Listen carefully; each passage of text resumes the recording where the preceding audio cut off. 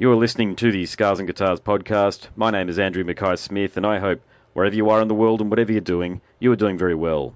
You're about to listen to my conversation with the bloke called Ben Catley. He is from Perth. He's an outstanding singer, songwriter, and a very underrated guitarist, I must say. I had a chat to him on the eve of the release of a single that he released called Open Skies, and I believe he was just about to go on a tour of regional Queensland. So let's hear what Ben has to say. Ben, I want to welcome you to the show. Thank you very much, sir. Can you tell us a little bit about yourself? And then, of course, I have a heap of questions to ask you about your fantastic music. Oh, blimey. I've been in Australia now just over 6 years. I came from Newcastle in the north of England. I wasn't really intending on even staying in Australia, to be honest. I came here for like a 6-month travel, but things just worked out really quick, and certainly found a spot in the music scene pretty quick. It's far more flourishing over here music-wise than the UK. Is that right? I find so anyway. Yeah, I mean it's just it's really hard for musicians over there. It's really hard to get fees and stuff until you get to a really good level. And there's so many good musicians, and it's really fierce over there, I guess. So I've got musician mates back over there who really struggle through. So I feel very fortunate over here to be able to tour and stuff and make a bit of a living from it and things like that. So yeah. Mate, tell me what's going on over there in Perth, because I think in the last 12 months I've chatted to Melbourne maybe just slightly more, but certainly Perth, mate, is a very close second, and especially in the last 2 months or so, I think I've only spoken to artists from from Perth, sorry. Yeah, right. So what's your take on that creatively fertile atmosphere that's going on over there? I guess maybe the isolation has something to do with it. We're us being kind of I don't know, tucked away a little bit on the other side of the country, and we have our own little pocket. And it's a really tight knit community. It's pretty hard to go through the Perth community and not come across people and everybody is experienced each other's live music and has had a chat with each other. It's pretty. Everyone's pretty familiar with each other. I think that's a pretty good environment to feed from. It kind of keeps you on your toes. Certainly plenty of amazing musicians here that I'm always looking up to. I'm like, I've got to get up to that kind of level. So it keeps you pretty hot on your feet, I think. Yeah. Well, it's very... If you don't mind, I'll just talk about this for as long as we want to talk about it, but you come from the UK, you come from Newcastle in the UK, I understand, and you've landed here in Perth now. I've known a few people that, look, I'm Facebook friends with them or what have you, that have come from Australia, specifically Sydney, over to the UK, and so I guess we have a perception that if you want to make it, that you've got to leave Australia to achieve that success, because obviously if you're in England or the UK, you're closer to continental Europe, and North America is a commercially fertile bonanza. Yes, true. So did you move over here specifically for music or for just a bit of a break? No, not at all. I just came here for a bit of a new adventure. I left my job and just thought, right, I'm gonna try something new and see what happens. And I wasn't even planning on it. And in fact, I didn't even do kind of acoustic or solo music at the time. I barely had even stood in front of a microphone. I was always a guitarist in kind of rock bands and metal bands and some bluesy and some pop stuff.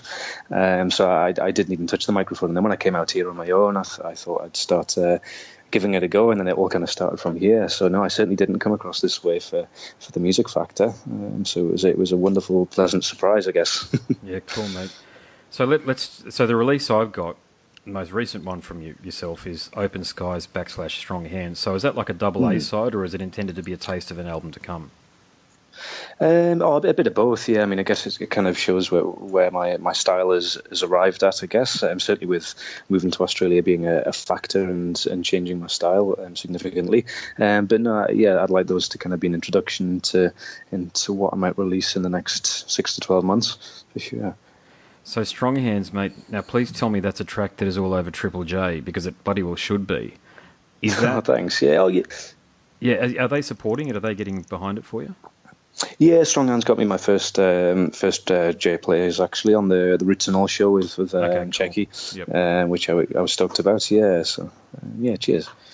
So what about live, mate? I mean, that's a song that could probably break out and live a life of its own. No disrespect to Open Skies, of course, but Strong Hands, mate, it just hit me straight away, and I think it'll do that for a lot of people. Oh, great. Yeah, I mean, I guess that's my. I guess that sound, that kind of gritty rock, is kind of what I grew up on and what I played around in pubs in the UK since the age of 16, pretty much. So that's been with me for a while. Yeah. Well, correct me, mate. Correct me if I'm wrong, but there's some pretty mean alternate picking acoustic guitar playing going on there. That's yourself, isn't it? Say again, sorry. That's yourself playing the guitar on the track. Yes, yeah. I play all the guitar bits, yeah, and there's a little bit of vocals at the end, which I found a way to kind of sing into my guitar, which I do a bit in my live performance, which is always a bit of fun. Yeah, it's a good little sound effect as well. So yeah, it's good fun to play. It's quite lively and pretty up tempo. So. So look, my show is called Scars and Guitar, so I do like to focus on the musician side of thing, the musicianship. And I mean, your acoustic guitar playing is about as good as you're going to hear on a release on radio, cheers. Mate. You know, before you start veering off into that John Gomm sort of stuff. What a hero! Yeah, fantastic guitar player, but you're not going to probably hear him on radio anytime soon unless it's a special show. No, that's true. It's a pretty acquired taste in a certain way, I guess, yeah, but he's fantastic. But your playing, mate, is very good. So can you tell us a little bit about what inspired you to pick up the guitar? I was about 8 years old, I think, and my auntie gave me this huge, well, it felt pretty huge at the time, acoustic guitar with 3 strings on it. And I'm pretty sure I thought that a guitar was meant to be played with 3 strings for about a year or two, until my dad looked at it and went, "Oh, I'm pretty sure there's meant to be 6 strings on that. We'll buy you some strings." And then it was a whole new world. It's like double the playing. And then started listening to the Beatles and Oasis originally, and then it wasn't until I was about 16 that I started listening to like the complete other spectrum of like Joe Satriani and proper shredders like that. Oh, yeah. Who was still to this day one of my favourites. I'd never tried to attempt that kind of widdly shred stuff, but I've always admired his kind of his creative escapes and how he thinks about music from a totally instrumental perspective. Yeah. So I guess some of that thought process comes through in my music, maybe with a few instrumental bits. Okay. Yeah. What sort of guitars are you playing? Are you playing Martins or Maitons? Yeah, I got a Maiden. I've got a few others, but I pretty much only use that, and that comes on the road with me all the time. And I love it. I actually went to the trouble of not specifically to do this, but when I was in New York, I went to Staten Island and I bought a Martin, an orchestra model, and it was a piece of shit. Excuse my language. I must admit, I've not enjoyed many Martins I've played. I'm with you there. What is going on with them? I tell you what, I remember talking to the guys in the Gabba guitar shop over here in Brisbane, and they basically don't stock Martin anymore. God, I hope I could say this stuff without getting sued, but they're not stocking it because of the quality of the work that is being produced by the factory there in Pennsylvania at the moment. And look, this is a couple of years ago, and I thought they were bullshitting, to be honest with you. So I bought a Martin blind, but I tried to use it in a few live settings, and it just wasn't there. And a mate lent me his $900 Maiden, and it beat the living daylights out of it, and I've been using that ever since. Right.